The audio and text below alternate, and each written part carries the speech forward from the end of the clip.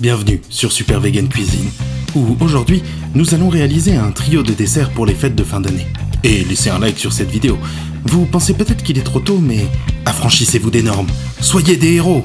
En parlant de héros, aujourd'hui nous souhaitions mettre en avant nos amis du restaurant Le Fait-Tout à Paris, qui s'adapte à la situation actuelle compliquée pour les restaurateurs, comme vous le savez, en proposant de superbes fromages et charcuteries végétales, soit à l'unité, soit en panier à emporter. Elles seront parfaites pour offrir ou pour agrémenter vos repas de fête. Je vous en dis plus à la fin de la vidéo. Allez, c'est parti pour les recettes. Commençons par une pâte de pistache maison. En passant quelques 200 g de pistache au four à 180 degrés pendant 10 à 15 minutes, puis en les mixant plusieurs minutes jusqu'à l'obtention d'une purée de pistache. Cela peut prendre un petit peu de temps, mais ça vaut vraiment le coup. Ajoutez-y un peu de purée d'amande complète afin d'adoucir les saveurs. Nous passons ensuite aux 2 génoises pour nos bûches, qui sont sur la même base, nous les réalisons donc simultanément. Mélangez 240 g de farine T55, 250 g de sucre, 12 g de levure chimique, 2 g de bicarbonate de soude, 2 pincées de sel, 33 centilitres de lait végétal et 35 centilitres d'huile neutre, ici colza. Une fois tous les ingrédients bien mélangés, nous divisons la préparation en deux et nous ajoutons de la purée de pistache et de l'arôme de pistache dans l'une et du cacao non sucré en poudre dans l'autre pour en faire une génoise au chocolat. Une fois vos génoises aromatisées, versez-les dans des moules à génoises. J'utilise pour ma part un seul plat, divisé en deux et recouvert de papier cuisson pour chaque génoise.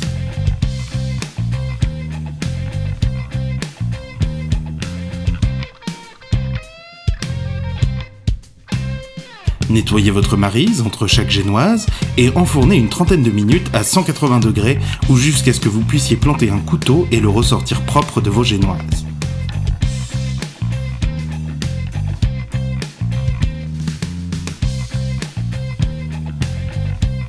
Réalisons en premier notre bûche Rocher, goût chocolat et pralin, pour laquelle nous réalisons un insert de mousse crémeuse au chocolat. Il vous faudra pour cela battre fortement pendant 10 minutes 10 centilitres de crème de soja très froide. Placez-la 1 heure au congélateur avant la réalisation de votre recette. Parallèlement, faites fondre 100 g de chocolat noir au bain-marie, puis dans une casserole, nous allons chauffer 140 g de yaourt de soja mélangé au chocolat fondu, avec 20 g de sucre et 2,5 g d'agar-agar dilué dans un petit peu d'eau. Portez à ébullition et coupez le feu. Laissez refroidir en remuant constamment. Une fois les 10 minutes de battage de la crème finie, notez qu'elle aura au moins doublé de volume, incorporez lentement le mélange de yaourt, chocolat, sucre et agar-agar à votre crème en tournant doucement avec une maryse, toujours dans le même sens afin de ne pas faire redescendre votre mousse.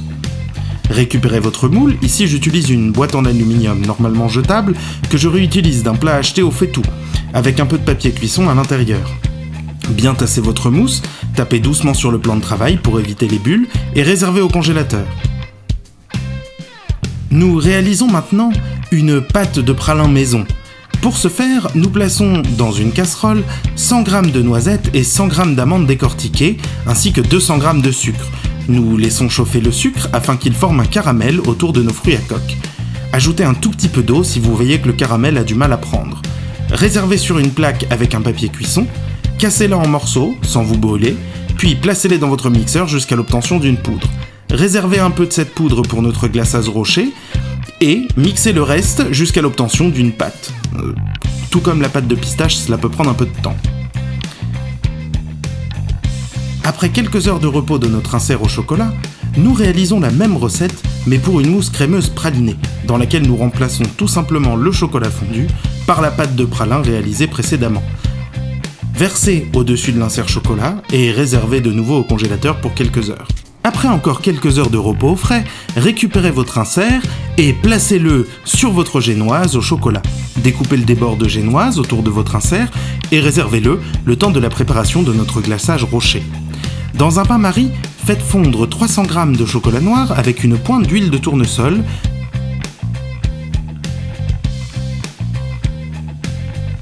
et une fois fondu, ajoutez la poudre de pralin réservée plus tôt. Transférez dans un saladier et mélangez doucement pour laisser refroidir avant de verser sur notre bûche. Et bien couvrir tous les côtés de celle-ci à l'aide d'une maryse. Réservez votre bûche au frais, il ne manquera plus que la décoration. Pas de temps à perdre, nous passons à la mousse à la pistache pour notre deuxième bûche. Même recette que les mousses précédentes, mais aux proportions doublées.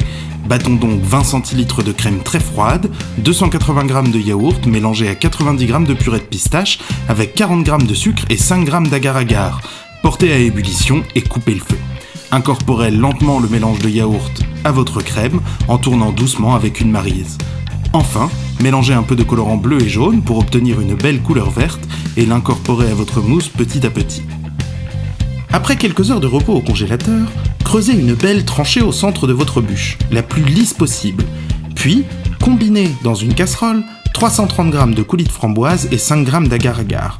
Portez à ébullition et laissez refroidir en mélangeant constamment, avant de la verser dans votre tranchée. Vous pouvez également, après quelques minutes, recouvrir votre tranchée avec ce que vous aviez sorti de votre bûche, délicatement, afin de ne pas creuser l'insert framboise qui ne sera pas encore figé. Puis, réservez-la au congélateur à nouveau. Pendant qu'elle refroidit, nous allons préparer une pâte d'amande. Dans un saladier, mélangez 300 g de poudre d'amande et 300 g de sucre glace, un peu d'arôme d'amande amère et ajoutez un petit peu d'eau, pas plus de 5 centilitres au fur et à mesure, afin d'obtenir une boule homogène. Ajoutez un peu de colorant rouge et mélangez bien, avec des gants si vous ne voulez pas avoir les mains toutes rouges. Attention au rouge E124 qui est d'origine animale. Roulez-la entre deux feuilles de papier cuisson. Récupérez votre bûche, démoulez-la sur la génoise à la pistache et découpez-la au format de votre bûche. Déposez délicatement votre pâte d'amande dessus, puis coupez le surplus de pâte d'amande. Pour les deux côtés de votre bûche, nous allons utiliser 2 tablettes de chocolat blanc vanille vegan de la marque iShock. Vous pourrez utiliser les carreaux supplémentaires pour la décoration par exemple. Passons maintenant à notre troisième dessert, une tarte tatin, pour laquelle nous utilisons 10 pommes grises Canada. Épluchez-les et coupez-les en 8. Placez-les dans un saladier avec le jus d'un citron pour éviter qu'elles s'oxydent. Une fois le tout épluché, remuez-les avec du sucre et du mélange 4 épices.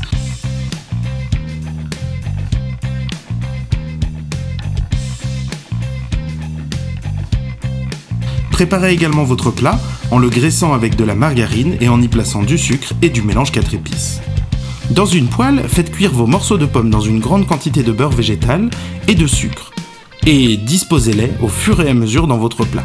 Vous devriez pouvoir faire 2 étages.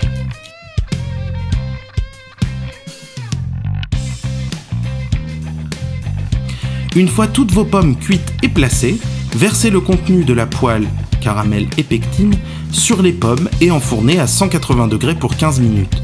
La pectine va aider à donner de la solidité à l'édifice.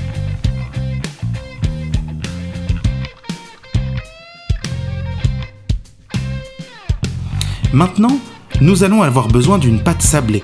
Vous pouvez apprendre à en faire une maison grâce à notre vidéo en cliquant en haut à droite de l'écran maintenant. Sortez votre tarte tatin et récupérez votre pâte sablée. Placez-la au-dessus de votre plat, coupez le débord,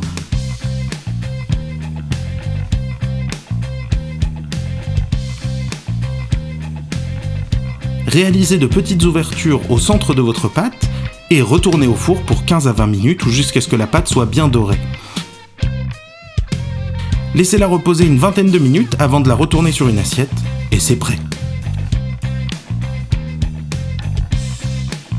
Avant de découvrir le résultat final, je tenais à vous présenter les créations du Faitout, 100% végétal et fait maison, bio et local au maximum, avec par exemple des champignons pleurotes venant de la porte de la chapelle.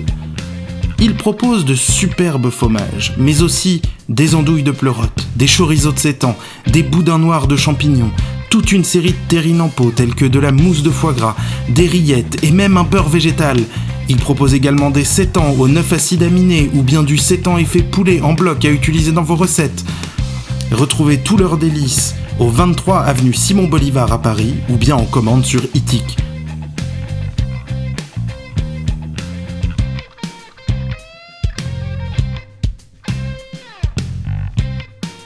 Leurs produits sont vraiment délicieux. Revenons à nos desserts.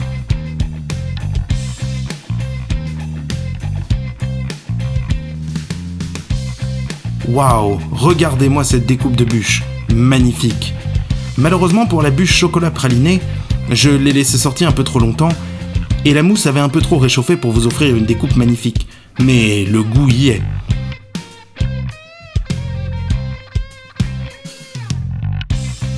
Quant à ma tatin, que dire? J'espère que Mame Gaude, ma grand-mère qui cuisinait les pommes comme personne, est fière de moi, car je ne suis pas sûr de pouvoir faire mieux. À moins d'y ajouter une boule de glace à la vanille. Ah, et là, c'est parfait. Je vous souhaite de bonnes vacances si vous en avez. J'espère que cette vidéo vous a plu. N'hésitez pas à regarder mes autres vidéos et à vous abonner à ma chaîne YouTube pour découvrir de nouvelles recettes véganes toutes les semaines. Cuisinez bien, à bientôt sur Super Vegan Cuisine. Ciao et bisous aux chiens.